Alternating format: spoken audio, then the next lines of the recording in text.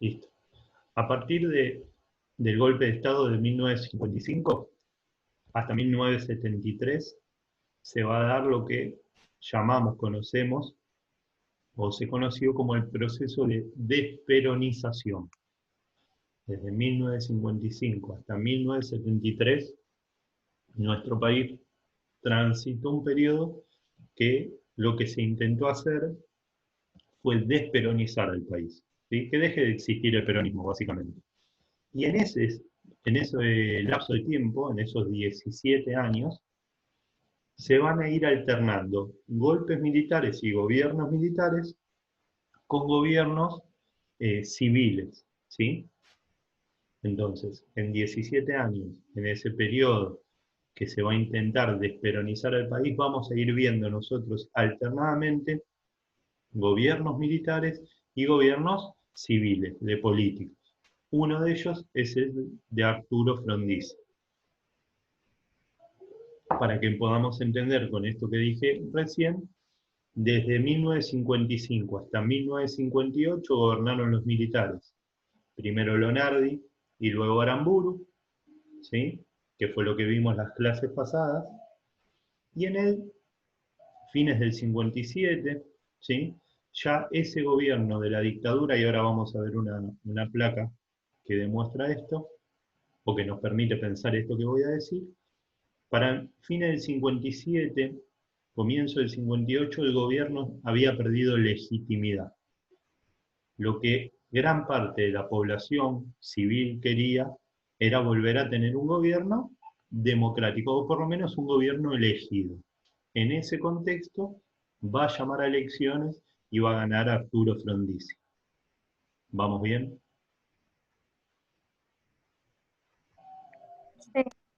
Sí. Sí. Por supuesto que en esas elecciones de 1958 el peronismo no puede participar, por eso hablamos de una democracia restringida, que muy bien la clase pasada, cuando terminamos, la pudieron definir entre ustedes, ¿sí? Cuando hablamos de algo restringido es algo que tiene un límite, se puede hacer, pero hasta un límite, ¿sí? Ese límite era Perón y el peronismo. Todo iba a formar parte, todos iban a formar parte de esas elecciones, todos aquellos que pudiesen y quisiesen participar iban a poder hacerlo, menos Perón y el peronismo. ¿Sí? Ese fue el límite en cada uno de los gobiernos, vamos a ponerlo entre comillas, democráticos de ese periodo de desperonización, que va del 55 al 73. Por lo tanto, hablamos de democracias restringidas cuando el límite está puesto en Perón y el peronismo. ¿Esto qué quiere decir? Que no podía participar Perón, no se podía presentar a las elecciones y tampoco lo podía hacer el partido peronista con cualquier otro candidato. ¿De qué año fue eso, profe? ¿Preguntaste vos, Canet? Sí. Sí, en este caso fue en el año 58. Pero vamos a volver a verlo con la elección de Arturo Illia en el 63. Va a volver a suceder lo mismo. ¿Sí? Por eso, repito lo que dije al principio, entre 1955 y 1973 se da un proceso de desperonización, que van a ir alternando gobiernos militares y gobiernos elegidos por la gente.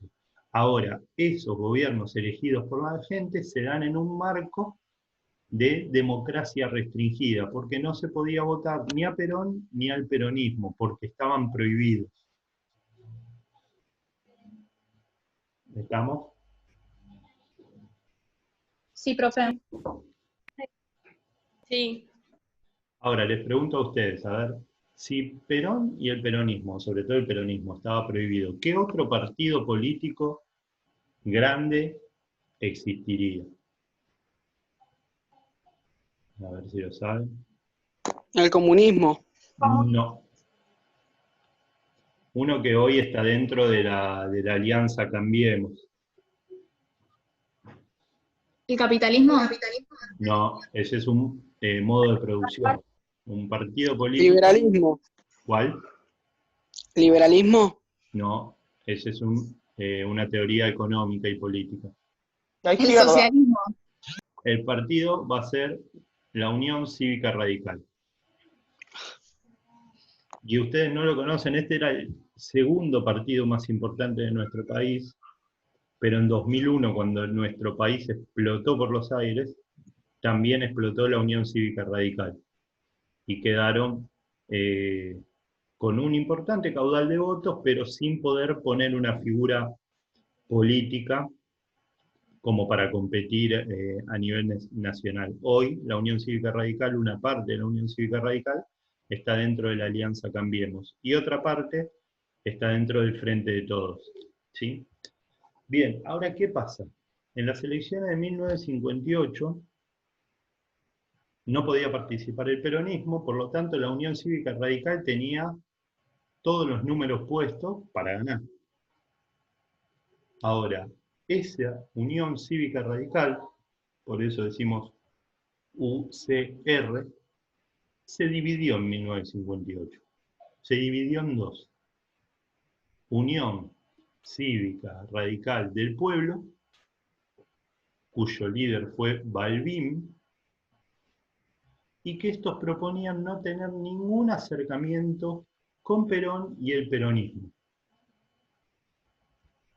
Y del otro lado estaba la Unión Cívica Radical Intransigente, cuyo candidato y líder era Frondizi, y que proponían pactar con Perón. Profe, perdóname. ¿Sí? ¿Cómo es Unión Cívica Radical, la segunda que tenés Intransigente. ahí? Intransigente. Gracias. Entonces, ¿cuál era la diferencia entre estas dos facciones del partido mayoritario prohibido el peronismo? Bueno, ¿qué carajo hacemos con Perón y el peronismo?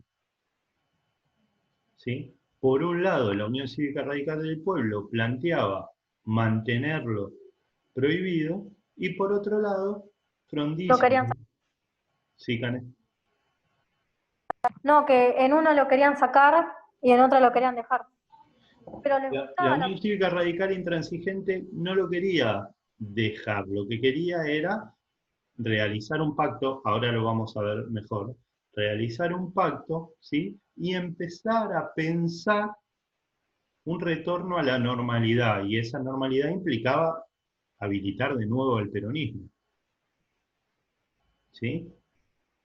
Entonces, frente a la pregunta de qué hacemos con Perón y el peronismo, la Unión Cívica Radical se divide. ¿Por qué? Porque tuvieron distintas respuestas.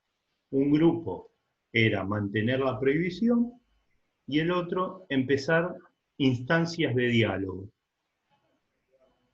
¿Estamos? Sí. Sí. Profe, ¿Sí? ¿Quién me habla? yo, Joaquín. Dale, Joaquín. Además, la Unión Cívica Radical del Pueblo lo que iba a hacer, al no relacionarse con Perón, iba a seguir teniendo la resistencia de los trabajadores peronistas. Muy Y bien. la Unión Cívica Radical Intransigente quería relacionarse con Perón, supongo que para poder parar un poco esa rebelión y que volver a la normalidad, como dijiste. Perfecto. Genial. Me pone muy contento la interpretación que hace Joaquín. Es perfecto. Después le vamos a ir agregando algunas cosas, pero está muy bien. El único agregadito que le hago yo ahora, ¿sí? Es, además de tratar de evitar la resistencia, vamos, mejor dicho, de cara a unas elecciones, y esos peronistas votan.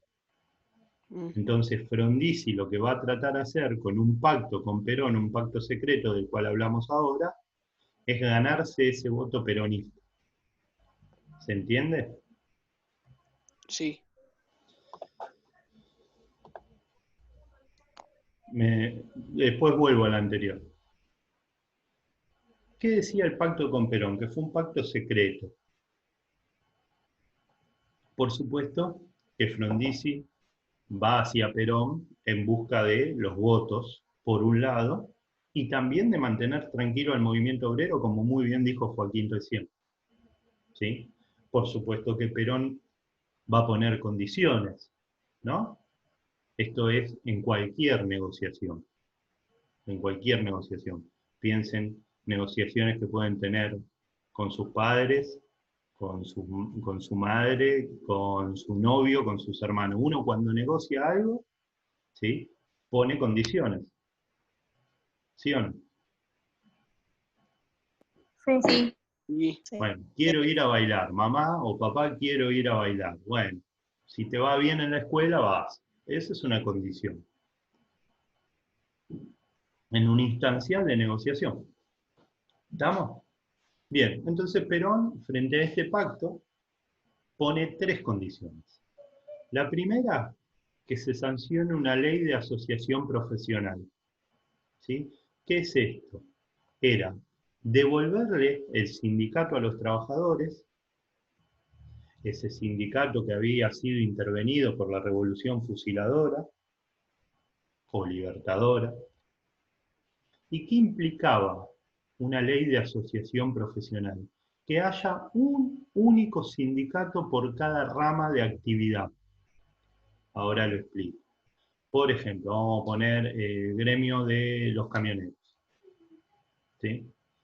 Que haya un solo sindicato que represente a todo aquel que maneja un camión. No que haya el sindicato de camioneros de larga distancia, el sindicato de camioneros de corta distancia, el sindicato de camioneros de fruta, el sindicato de camioneros de carne, ¿sí? Que haya un solo sindicato por cada rama de actividad. ¿Para qué? ¿Por qué Perón pedía esto? Porque de esa manera fortalecía a la dirigencia sindical. Si recordamos algunas clases atrás, cuando yo hablé del peronismo, dije, uno de los pilares fuertes del peronismo era la dirigencia sindical, eran los sindicatos. Entonces, Perón lo que quería era volver a fortalecer esos sindicatos. Y para volver a fortalecer esos sindicatos, tenía que dictarse una ley de asociación profesional en donde se reconozca a un solo sindicato por cada rama. ¿Se entiende? Sí. sí, ¿Sí? Cane, ahí no te noté muy convencida.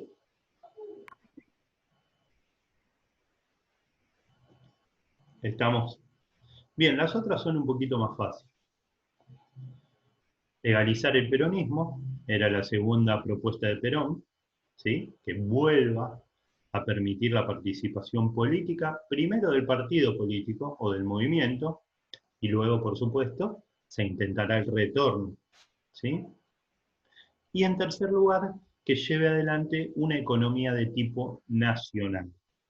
¿Qué quiere decir una economía de tipo nacional? Volver al círculo virtuoso del cual hablamos hace unas 2, 3 clases atrás. ¿Estamos? Si Frondizi le prometía esto, Perón diría a sus seguidores que hay que votar por Frondizi. Frondizi le prometió esto y los resultados son los siguientes. En las elecciones de 1958, Frondizi obtuvo un 52, casi un 53%, contra un 34% de Balbín. Pero fíjense, entre los dos candidatos de la Unión Cívica Radical sumaban el 86, casi 87% de los votos. El resto de los partidos no existía. ¿Se entiende? Casi, Sí, profe.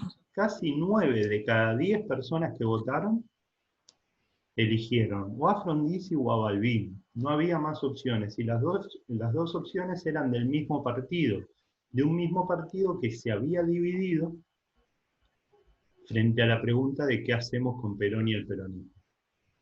Frondizi ganó todo eso porque estaba con Perón, ¿no? Frondizi obtuvo los votos peronistas. Sí, Cane.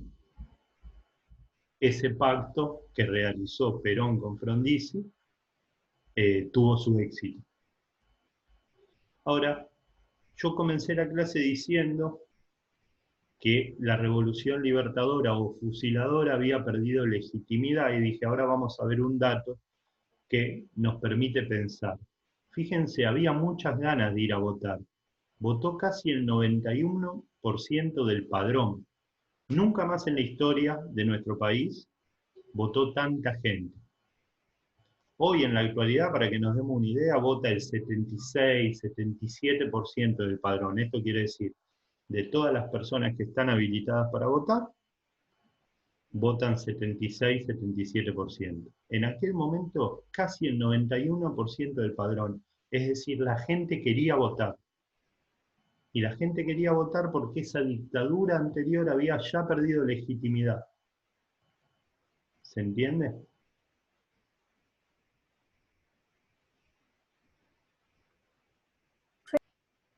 Sí.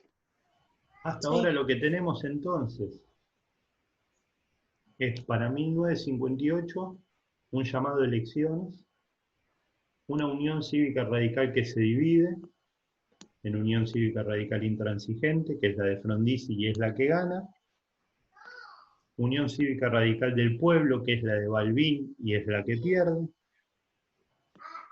¿sí?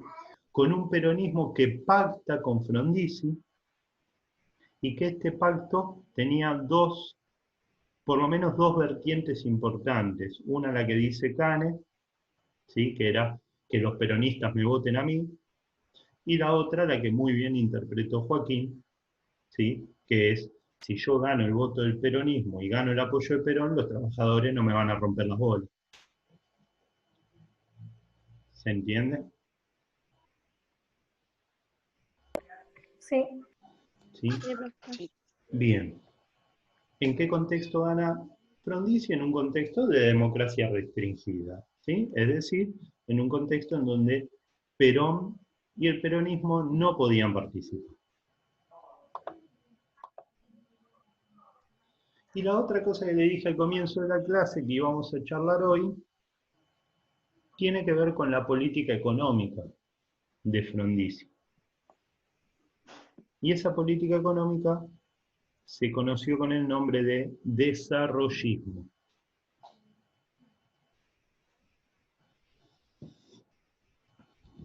¿Qué fue el desarrollo? A ver, ¿qué creen ustedes que es desarrollismo? Por lo que dice la palabra. A ver. Profe, discúlpame, ¿esta política económica era de quién? De Frondizi, ¿Y cómo se la conoció? con el nombre de desarrollismo. Gracias. ¿Qué les dice la palabra desarrollismo? Desarrollo, sí. Desarrollar Desarrollo, algo. desarrollar algo. Desarrollo de maquinarias, Bien. de la Una industria, nueva digamos. etapa, digamos que incluyeron cosas nuevas, desarrolladas. Algo que impulsa la economía. Bien, perfecto. Todo lo que dijeron está muy bien. Es una nueva etapa económica, como dijo NASA, para impulsar la economía, como dijo, no sé quién, porque no me apareció, Acá, pero profe, yo. Joaquín. No, Alan. Alan, No, perdón. Porque me aparecen nada más que tres y no veo quién me habla. Una nueva etapa en lo económico para desarrollar, ¿sí? La industria, en este caso, y no volver, y acá está lo interesante de este modelo económico en tanto nueva etapa de la economía, y no volver al liberalismo que destruía la industria y que solo quería que nuestro país venda materias primas. El planteo de Frondizi es el siguiente. Nosotros necesitamos desarrollar la industria, pero con la guita que tenemos nosotros no nos alcanza. Para eso necesitamos que vengan inversiones extranjeras.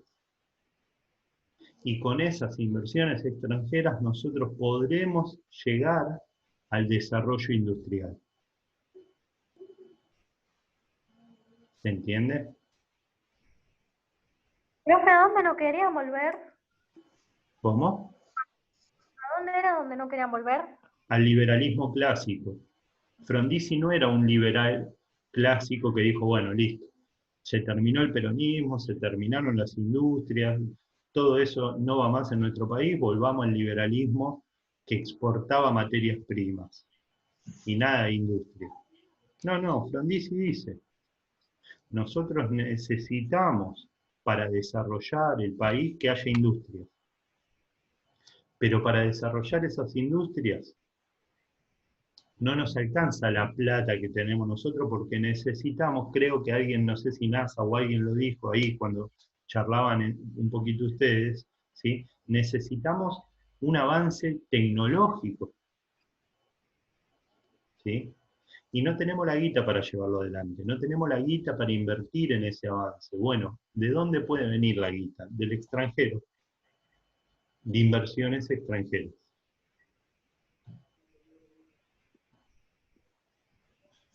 Profe, Sí, Joaquín. la única manera, ¿cómo sería inversiones extranjeras? ¿Solamente económico o también entrarían capitales? Sos bueno vos, ¿eh? Sos bueno. Qué contento me pone. Vamos a tener dos etapas, Joaquín. La vamos a hablar la clase que viene. La primera etapa es, vienen y montan la empresa, ¿sí? Y luego se frena un poco esa llegada de capitales y aparece de nuevo el Fondo Monetario Internacional, ¿sí? La primera etapa es directamente ligada a la producción. Vienen empresas a producir, sobre todo lo vamos a ver en el sector del petróleo. Aparece, por ejemplo, una empresa que nosotros conocemos que es la Shell, ¿sí? Hasta ese momento en nuestro país no existía la Shell. Bueno, viene, se instala, comienza a producir, comienza a refinar petróleo, ¿sí? Después lo vamos a ver bien en la próxima clase. Pero cuando las inversiones se frenan o cuando no llegan en la magnitud que se esperaban, ¿sí? Y ahora voy a explicar por qué, no llegan en la magnitud que se esperaban, va a recurrir Frondizi al Fondo Monetario Internacional y ahí de nuevo se desploma todo. ¿Respondí, Joaquín? Sí. Bien.